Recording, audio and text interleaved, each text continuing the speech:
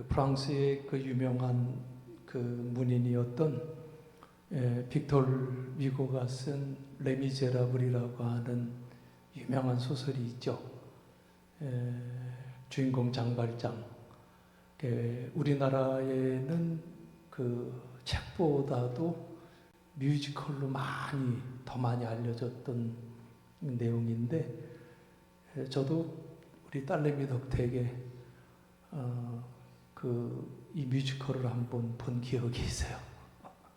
뮤지컬을 봤는데, 이 책의 그 주인공이죠, 장발장이 너무 배가 고파서 빵 한 덩이 훔쳐 먹었는데, 그 죄로 인해서 19년 동안 긴 세월 죄수로서 노역을 마치고 석방이 돼요.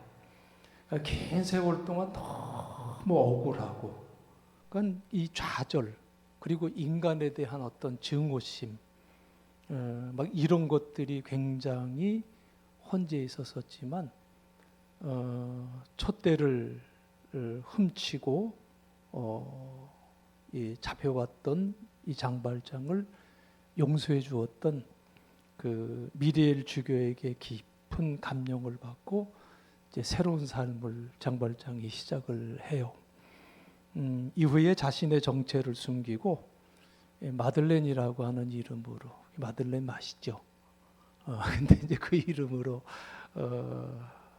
가지고 열심히 남을 도우며 살다가 또 자기가 손을 댔던 사업이 성공을 해서 큰 부를 누리면서 많은 어려운 사람들을 도와요. 그러다가 이제 그 도시의 시장까지 오르게 되는데, 아무튼 신분 세탁을 통해서 부와 명예를 다 얻었는데, 이 장발장의 정체를 의심한 한 사람이 있었는데, 끈질기게 자신을 쫓고 있었던 자베르라고 하는 경감이 있었어요. 결국에는 이제 막다른 골목에 그 장발장이 몰리게 되면서 그가 고민하는 내용이 나오는데, 자기가 이제 신분은 세탁을 했고 지금 또 다른 누명으로 자베르가 자기를 잡으려고 쫓아오고 있는데, 내가 장발장이다 이렇게 얘기하고 그냥 잡혀가면 마음에 번뇌가 없을 텐데, 이미 자기에게는 자기가 도와야 될 많은 사람들이 있었거든요. 그러니까 이제 장발장이 그냥 깨끗하게 자기를 내가 장발장이다, 잡혀가라 했으면 좋겠는데, 자기가 도와야 될 사람들을 생각해 보면 그렇게 얘기할 수도 없는 이제 그러한 난처한 상황 속에서 굉장히 고뇌를 하다가 이제 이 양반이 이제 하는 대사가 있어요. 이게 이제 노래로 이렇게 흘러나오는데, 이제 그 주제가 뭐냐면 Who am I? 나는 누구인가? 나는 누구인가? 정말 내 모습 그대로를 밝힐 것인지, 아니면 그 수많은 어려운 사람들을 지킬 사람으로 내가 남아 있어야 될 것인가 라고 하는 이러한 고뇌 속에서 이제 나는 누구인가를 계속 되뇌이는 그 장발장의 그 모습이 저는 굉장히 가슴에 많이 와 닿았었어요. 그때 이 레미제라블을 보면서. 근데 결국 이 문제, 나는 누구인가라고 하는 그 질문이 그 옛날 소설 속에 나오는 장발장의 덕백으로 끝날 그 문제가 아니라, 이것은 정말 우리 인간이 일생을 두고 질문해야 되고, 일생을 두고 답을 찾는 삶을 살아야 되는 것이 어떤 질문이에요? 나는 누구인가? Who am I? 나는 누구인가? 그냥 반드시 알아야 되고 또한 피할 수 없는 문제가 이 문제인데, 그런데 어디에서부터 이 문제를 시작하느냐에 따라서 의외로 답을 쉽게 얻을 수도 있다는 것을 말씀드리고 싶어요. 어디에서부터 이 문제를 시작할 것이냐? 이 문제에 대한 가장 기본적이고도 근본적인 대답은 인간은 피조물이라는 것을 아는 사실이에요. 인간은 누구라고요? 나는 피조물이다 말이요. 나는 피조물이다. 이 답을 안다고 하는 게 굉장히 쉬운 것 같으면서도 굉장히 우리가 놓치고 살아가요. 나는 피조물이지 라고 여러분 24시간 동안 얼마나 생각하고 사세요? 아, 그렇지, 하나님 감사합니다. 이런 생각을 우리가 의외로 놓치고 살아가는 게 우리 인간들이에요. 여러분, 내가 있고 하나님이 있는 게 아니잖아요. 그죠? 하나님이 계시고 내가 있다는 생각의 이 차이는 하늘과 땅의 그 간극보다도 더 큰 차이라는 것을 우리는 알아야 됩니다. 그래서 여러분, 기독교인들이 가져야 할 첫 번째 신앙 고백의 자세가 뭐예요? 하나님이 누가 돼요? 창조주가 되시고 나는 피조물이다. 그렇죠? 하나님은 창조주이고 나는 피조물이다. 이 말은 달리 표현하면 누가 먼저 계시고 하나님이 계시고 그리고 내가 있게 되는 것이다 말이에요. 그래서 크리스찬이라고 하는 말의 의미는요, 십자가. 이 크리스찬이라는 말은 십자가에 그리스도가 있고 그리고 누가 있는 거예요? 내가 있는 거예요. 이걸 알고 이걸 고백하고 살아가는 사람들이 크리스찬들이에요. 믿습니까? 뭐가 먼저 있었어요? 십자가. 그리스도의 십자가. 그렇기 때문에 내가 있는 거예요. 이걸 우리가 늘 기억하고 살아가야 된다고 하는 거죠. 우리가 빌립보서 1장 21절에 보면 사도 바울이 그렇게 고백해요. 이는 내게 사는 것이 그리스도니, 그죠? 내게 사는 것이 그리스도니 모두 유익하대요. 죽는 것도 유익함이라. 그래요. 제가 전에도 한 말씀드렸지만 이 다치고 난 다음에 심장병이 생겨서 심방세동이 있죠. 그게 생겨서 참 1년 동안 엄청 고생했었거든요. 그것 때문에 어머니가 되게 고생하셨어요. 심장이 이상하게 뛰면 막 저녁 때 그 당시 뭐 앰뷸런스도 그런 것도 별로 없었어요. 택시 타고 병원 가고 이런 그 어려움들이 한 1년 있었었는데 그걸 극복하게 해준 말씀이 저 말씀이에요. 내게 누가 살아요? 그리스도. 그렇죠? 내가 왜 걱정을 하나? 내 안에 그리스도가 계시는데. 그래요. 내게 사는 것이 그리스도다. 바울이 그리스도의 십자가를 붙들고 난 이후에 고백했던 말씀이 말씀이에요. 그래서 여러분, 이런 고백 속에 살아가는 사람들이 크리스찬인데 우리 그리스도인들에게는 세 가지 호칭이 있어요. 그죠?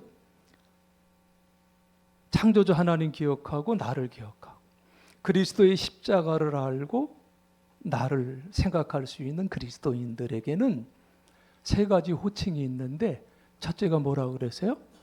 하나님의 자녀된 자. 다른 말로 표현 오늘 본문에 보면 택함을 입은 자라고 그랬어요. 그렇죠?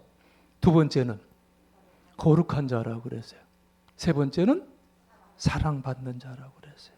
저는 오늘 이 세 가지를 좀 우리 함께 나누고 싶은데 먼저 하나님의 자녀된 자라는 말은 무슨 의미냐? 하나님의 자녀된 자. 이 질문에 대해서 택함을 입고 하나님의 자녀가 된 자, 이게 무슨 의미냐? 이 의미에 대해서 신학적으로 우리가 대답하지 못해도 괜찮아요. 아무 문제 없어요. 다만 하나님의 자녀된 자라는 이 말 속에서 내가 하나님을 사랑한 것이 아니라 누가 먼저 사랑했어요? 하나님이 누구를? 나를 먼저 사랑했다. 그렇죠? 이 사실을 알면 되는 거예요. 이 사실을 알면 되는 거예요. 내가 있기 전에 그가 계셨고 하나님의 은혜를 내가 늘 삶 속에서 배반하면서 살았지만 그는 나를 끈질기게 붙들어 주셨다는 거예요. 끝까지 하나님이 나를 붙들어 주셨다는 거예요. 주도적으로 강권적으로 인도하셔서 오늘의 내가 있게 했다는 이 사실이 바로 하나님의 자녀 삼으심의 방법이었다. 얼마나 감사해요. 응? 시작에 있어서나 성격에 있어서나 그 운명에 있어서나 추호도 내가 주도한 것이 아니라 누가 주도했어요? 하나님. 여러분 그 사실을 고백합니까? 그 사실을 인정합니까?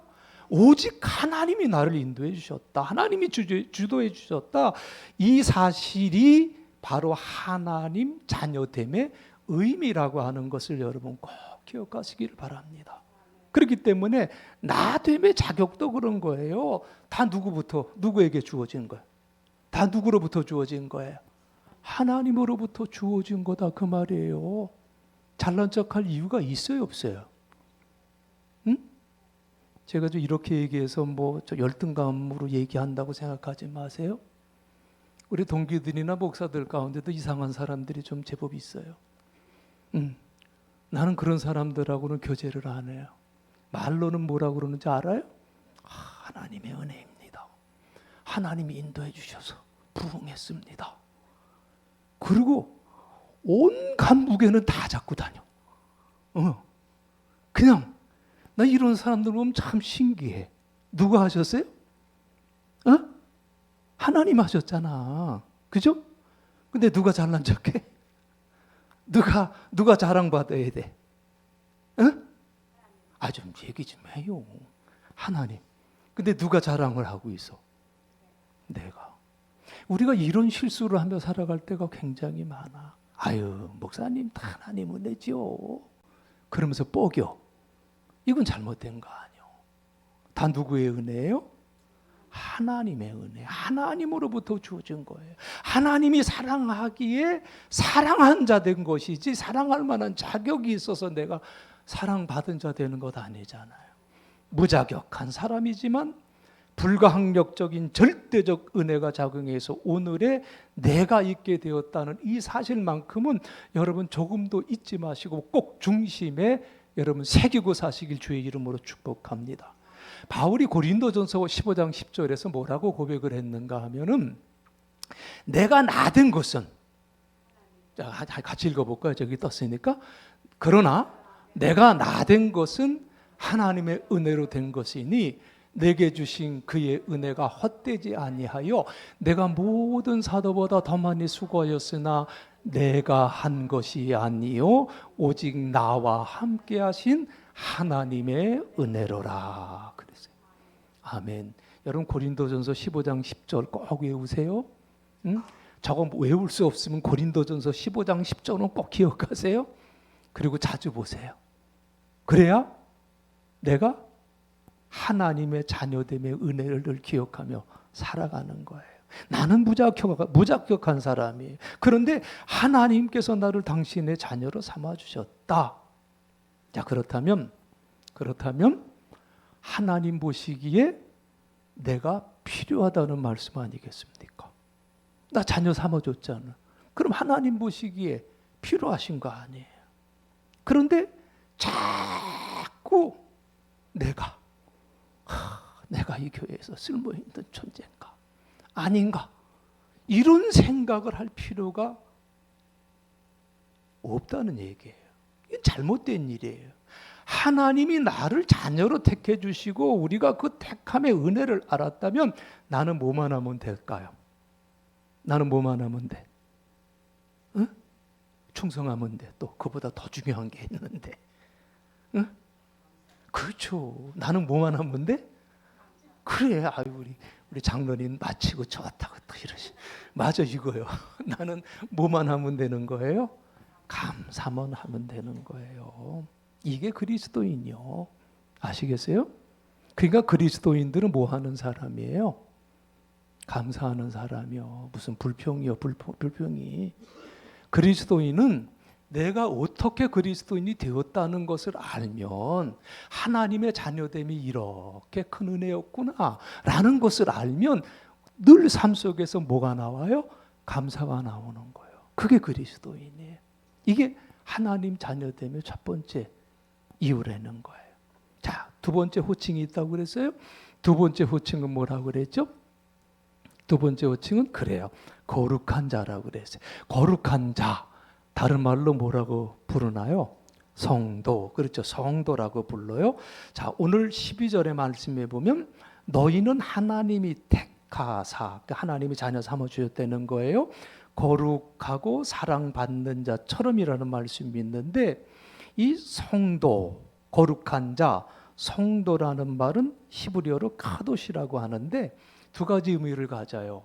이 카도시라고 하는 말은 거룩한 무리라는 의미도 있고 구별받은 무리라는 의미를 가지고 있어요. 그러니까 성도는 누구냐? 거룩한 자요, 구별된 자라는 거예요. 그렇죠? 성도는 뭐라고요? 거룩한 자요, 구별된 자가 성도다 그랬어요. 그런데 믿는 사람이나 믿지 않는 사람이나 비장파장, 그죠? 먹는 것, 마시는 것에서부터, 그리고 욕심 부리는 것, 마음 씀씀이 하나하나 이르기까지 성도는 어떤 사람이라고 그랬어요? 구별된 사람이라고 그랬어요. 응? 그런데 세상 사람들하고 구별되는 게 하나도 없어요. 그러니 성도라고 부르기에 어색한 거예요. 그리고 성도라고 불려지는 것 자체를 거북해해요. 힘들어해요. 왜? 구별된 삶을 살지 못하니까. 여러분, 우리가 누구냐? 기독교인은 누구냐? 성도예요. 뿌리가 다르고 존재가 다르고 생의 의미가 다르고 마지막 종말론적인 운명이 다른 사람이 성도라는 거예요. 그런데 어떻게 세상의 협작꾼들처럼 같이 권모하고 같이 쑥덕거리고 같이 술수한다면 그 삶이 어떻게 성도라고 말할 수가 있겠습니까? 성도는요, 하나님 편으로 구별되어 살아있는 제물이에요. 하나님 앞에 깨끗하게 바쳐진 제물이에요. 이게 성도의 삶이에요. 그래서 그 가치관을 땅에 두지 않고 오직 하늘에 두고 사는 것이 거룩하게 구별된 자의 윤리고, 또한 선택받은 하나님의 자녀로 선택받은 자의 윤리다. 아멘.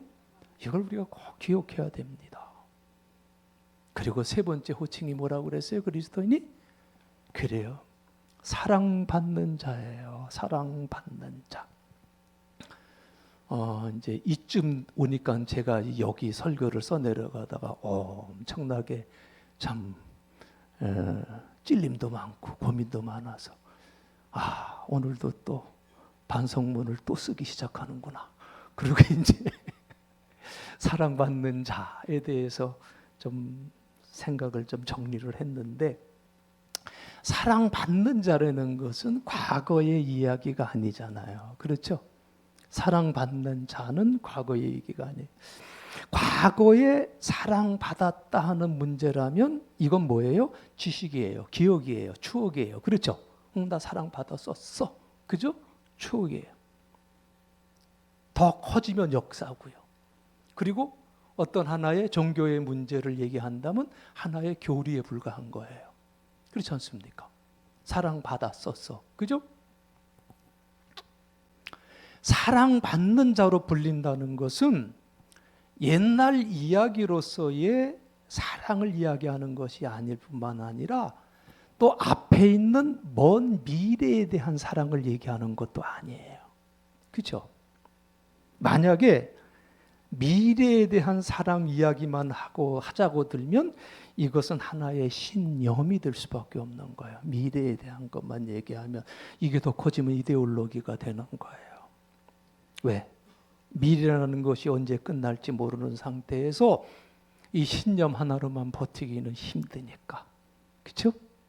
나 사랑할 거야, 사랑할 거야. 그 언제까지 믿고 버티려는 거예요? 아니잖아요. 여러분, 좀 됐죠? 예전에는 뭐 지금도 모르고 그러지만 젊은 사람들이 이혼이 많아요. 근데 그 중간에는 이혼율이 굉장히 떨어져요. 그러다가 이제 쭉 가다가 어느 때 가면 또 이혼율이 쭉 올라가요. 우리 형님이 좀 걱정이 되시는지 그걸 아시네. 무슨 이혼율? 황혼 이혼율. 근데 이 황혼 이혼율을 제가 좀 찾아보니까 이 신청하는 쪽이 여자 쪽이 많아요, 남자 쪽이 많을 것 같아요. 어떻게 다 그렇게 하신대요? 다 뭐 어디 쪽이 많아? 여자 쪽이 많아. 그래. 왜 그런 것 같아요? 왜 그런 것 같아요? 처음 결혼해서 살 때는 그래 좀 견뎌보자. 살다 보면 너도 좀 변하겠지. 그러고 견뎠어요. 근데 끝이 안 보여. 자식 새끼 좀 클 때까지 한번 찾아보자, 참아보자. 그래도 마음에 만족감이 없어요. 계속 미움이 쌓이다 보니까 저놈의 새끼 미워하다가 내가 먼저 죽겠다. 그래가지고 우리 헤어지자. 이게 황혼이혼이에요. 이게 황혼이혼인데 사랑이라고 하는 게 과거가 돼도 안 되고 미래가 돼도 안 되고 사랑은 현재적이어야 된다. 그죠? 현재적이 되어야 된다. 나는 이걸 되게 못해. 저는 이렇게 뭐 마이크 들고 이러고 있으니까 사람들이 말 잘하는 줄 아는데 난 표현을 되게 못해요. 우리 집사람이 아마 마음고생은 지금도 많이 하고 있을게요. 그래서 나 이거 얘기하면서도 떨려.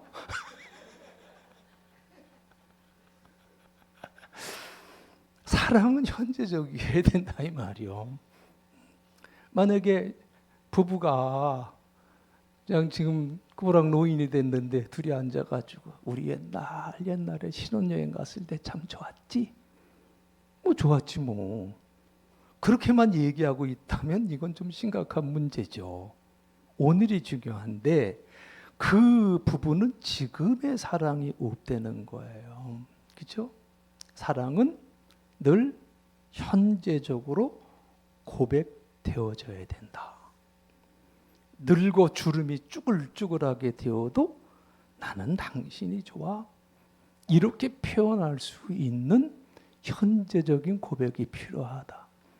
저는요, 우리 한 20여 년 있다 보니까 우리 교회 분들을 다 그 성향들은 내가 좀 알 것 같아.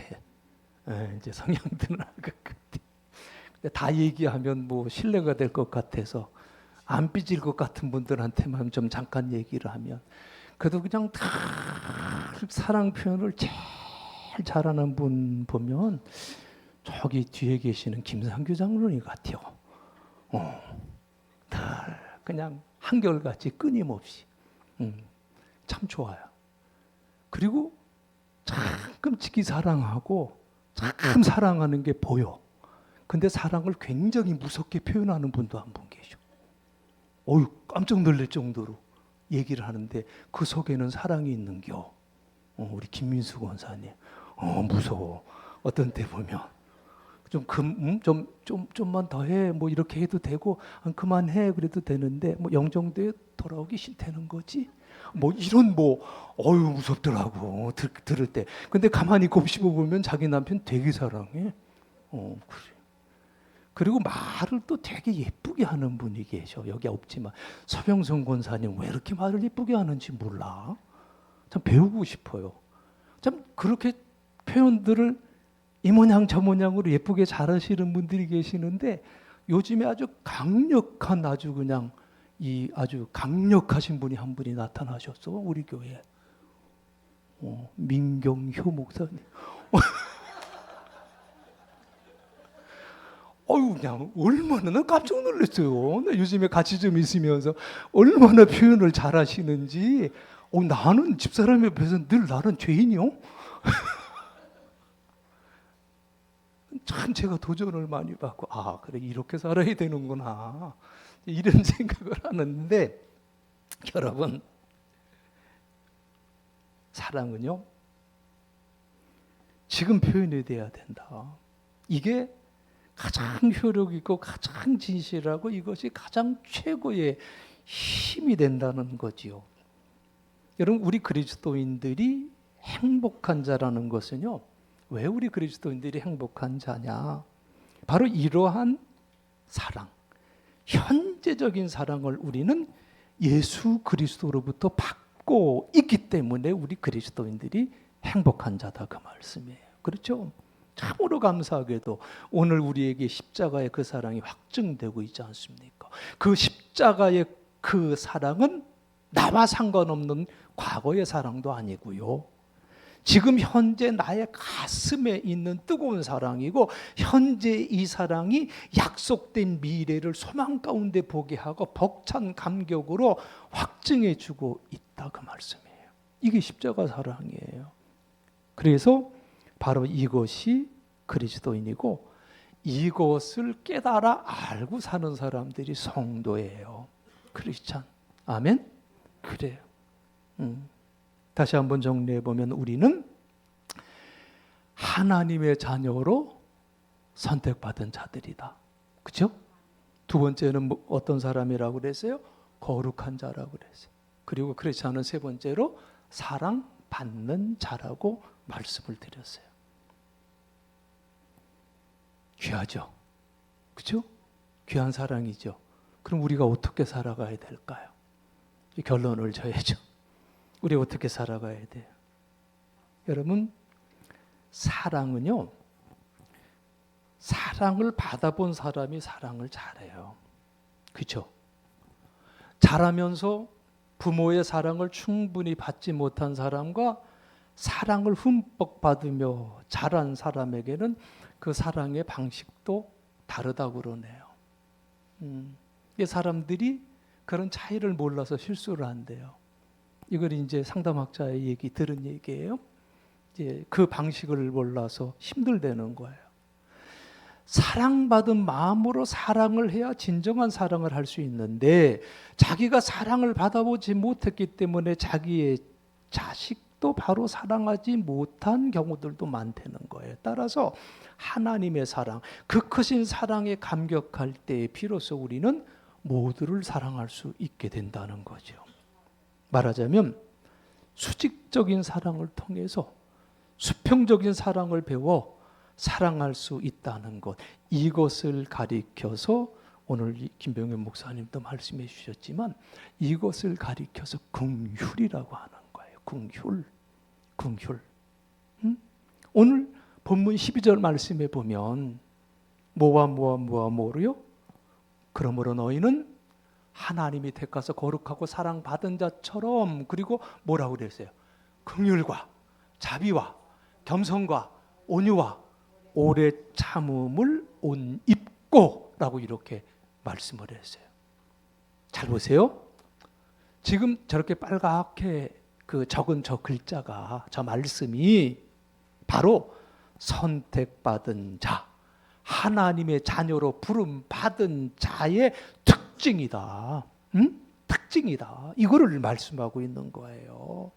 여러분, 하나님의 내가 자녀가 됐어요. 무슨 말 할 수 있겠어요? 내가 잘나서 된 게 아닌데 뭔 말을 할 수 있겠어요?